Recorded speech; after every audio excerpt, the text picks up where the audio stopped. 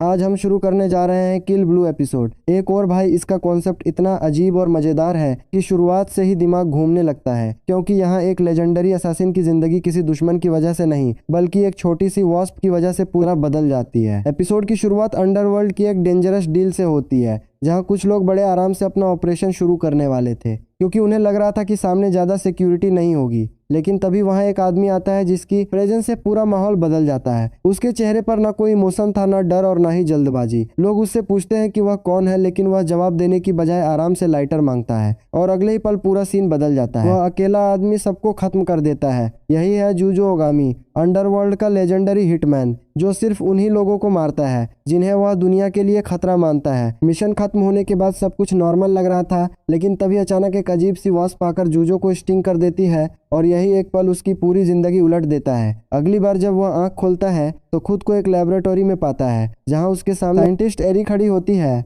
जो उसकी ex wife भी है। लेकिन असली शॉक तब लगता है जब एरी उसे बताती है कि वह वास्प नॉर्मल नहीं थी बल्कि जेनेटिकली मॉडिफाइड थी और उसके वेनम की वजह से जूजो की बॉडी पूरी तरह बदल चुकी है। अब वह 39 साल का असासिन नहीं रहा बल्कि एक मिडिल स्कूल किड बन चुका है। उसकी आवाज बदल चुकी थी, हाइट कम हो चुकी थी और सबसे बड़ी बात, किसी को नहीं पता था कि वह वापस नॉर्मल बन भी पाएगा या नहीं। शुरुआत में जूजो पूरी तरह पैनिक कर जाता है, क्योंकि उसकी जिंदगी कोई सिंपल जिंदगी नहीं थी। उसे काम करना था, बिल्स भरने थे और अपनी रिस्पॉन्सिबिलिटी संभालनी थी, इसीलिए वह ऐसे गायब नहीं हो सकता था। लेकिन तभी उसका बॉस उसे एक नया मिशन देता है और मजेदार बात यह थी कि इस बार मिशन किसी को मारना नहीं बल्कि मिडिल स्कूल में एडमिशन लेना था। काम था सीक्रेटली स्कूल को इन्वेस्टिगेट करना, ताकि उसका बॉस डिसाइड कर सके कि वह स्कूल उसकी बेटी के लिए सही है या नहीं, यानी दुनिया का सबसे डेंजरस असैसिन। अब स्कूल यूनिफॉर्म पहनकर क्लास अटेंड करने वाला था, जबकि उसने खुद कभी नॉर्मल चाइल्डहुड प्रॉपरली जी ही नहीं थी। स्कूल पहुंचते ही जूजो की हालत खराब होने लगती है, क्योंकि उसे समझ ही नहीं आ रहा था कि नॉर्मल किड्स की तरह बिहेव कैसे किया जाता है।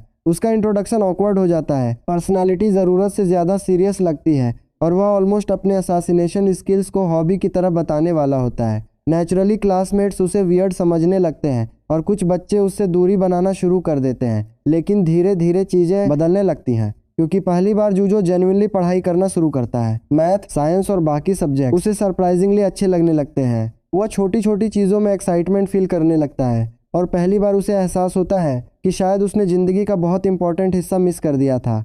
धीरे धीरे जूजो नॉर्मल स्कूल लाइफ को ऑब्जर्व करने लगता है। कोई दोस्तों के साथ हंस रहा था, कोई लंच शेयर कर रहा था और कोई फ्यूचर की टेंशन ले रहा था, जबकि जूजो ने अपनी पूरी जिंदगी सिर्फ सर्वाइवल सीखा था। लेकिन तभी स्टोरी में फिर से डेंजर आ जाता है, जब स्कूल के पास पांडा मास्क पहना एक सस्पिशियस आदमी हमला कर देता है। पूरा एरिया पैनिक में चला जाता है, स्टूडेंट्स डर जाते हैं और सिचुएशन डेंजरस बन जाती है। अब जूजो के सामने चॉइस थी कि वह चुप रहे ताकि उसकी आइडेंटिटी सेफ रहे, या फिर किसी को बचाने के लिए एक्शन ले। और आखिरकार वह लोगों को बचाने का फैसला करता है, क्योंकि उसे वहां मौजूद लड़कियां अपनी बेटी की उम्र की लगती हैं। लेकिन जूजो बिना अपनी आइडेंटिटी रिवील किए सिचुएशन हैंडल करता है। वह ब्रूट फोर्स यूज करने की बजाय स्मार्ट तरीके से डिस्ट्रैक्शन क्रिएट करता है और अटैकर को डिफीट कर देता है। बाकी स्टूडेंट्स को लगता है कि सब एक्सीडेंट था, लेकिन रियलिटी में वहां मौजूद सबसे डेंजरस इंसान खुद जूजो था। इस इंसिडेंट के बाद क्लासमेट्स का बिहेवियर बदलने लगता है और धीरे धीरे लोग उसे अपने ग्रुप में एक्सेप्ट करना शुरू कर देते हैं। लेकिन इसी बीच एक बड़ा रिवील होता है कि जिस वास्प ने जूजो को बदला था, उसके पीछे एक पावरफुल फार्मास्यूटिकल कंपनी का हाथ है। और सबसे शॉकिंग बात यह थी कि उस कंपनी प्रेसिडेंट की बेटी उसी क्लास में पढ़ती है जहां जूजो एडमिशन ले चुका है। उसका नाम नोरेन मित्सुओका था और शायद वही इस पूरी मिस्ट्री की सबसे इम्पोर्टेंट की बनने वाली थी।